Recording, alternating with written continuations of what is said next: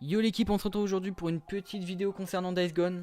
Alors cette vidéo aura tout simplement pour but de dire les dernières infos qu'on a sur Days Gone. Voilà ce que nous a révélé Sony récemment. Et je vais tout simplement les dire en fait. Si vous voulez des infos détaillées de tout ça, je vous invite à aller checker ma description. Il y a un lien. Donc voilà, plus la date de sortie du jeu approche, plus nous avons Sony qui nous balance des infos assez régulièrement. Voilà, donc première chose à savoir, c'est la liberté d'approche. Sony nous a clairement dit qu'on aura une liberté d'approche qui nous permettra de faire ce qu'on veut. Voilà, dans les missions principales, dans les phases d'exploration et tout, on pourra faire ce qu'on veut. On n'est pas obligé d'y aller en mode bourrin, on n'est pas obligé d'y aller en mode discret, il n'y a aucun script là-dessus.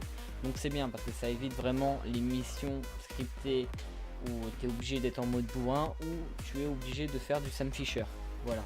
Donc ça vraiment, c'est au goût des joueurs, tout simplement. Ensuite, deuxième information, c'est qu'on aura sûrement la possible présence d'un arbre de compétences divisé en plusieurs parties. Ce qui nous permettra de débloquer près d'une quarantaine d'aptitudes, ce qui est quand même pas rien. Donc, il y aura bien sûr une partie liée au combat de mêlée de notre héros. Une deuxième liée à l'utilisation des armes à feu par notre héros. Et la dernière, tout simplement, liée à la récolte de ressources et à certains équipements qui seront sûrement indispensables à notre progression.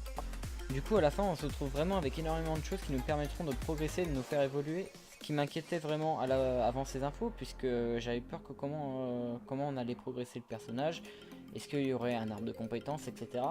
Donc là ces infos là me permettent de fausser totalement ce que je pensais du jeu. Donc les infos sur les héros c'est déjà fini, mais je vous rassure il y a encore quelques nouveautés sur le gameplay, à savoir la chose la plus importante pour moi, qui sont les zombies, qu'on appellera les freakers dans le jeu, voilà.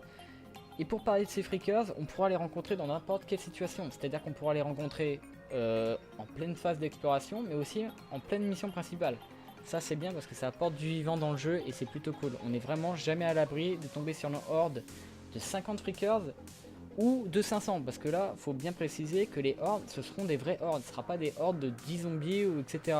Ça sera vraiment des hordes avec énormément d'individus à l'intérieur.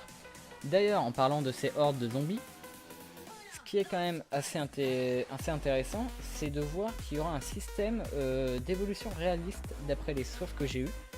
Puisque si vous rencontrez une horde de par exemple de 200 zombies, et que vous en tuez une centaine tout en vous échappant de cette horde en fait, et bien si vous revenez par la suite à l'endroit où vous avez rencontré cette horde, les 100 zombies que vous aurez tués, ils seront morts en fait, ils seront morts définitivement, ils n'auront pas ripop.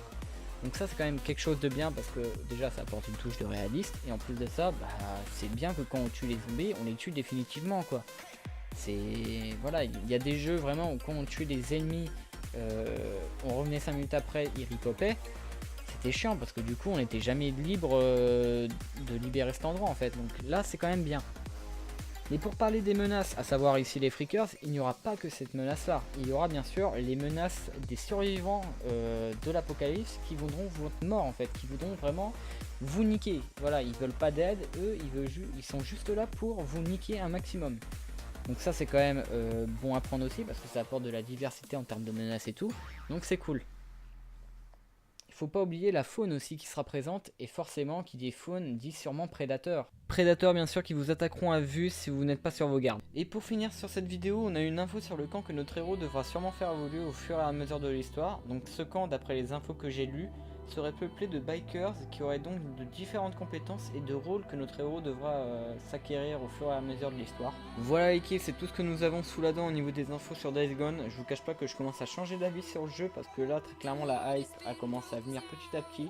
Je ferai donc sûrement un let's play dessus comme je vous ai dit à la première vidéo si les tests étaient convaincants.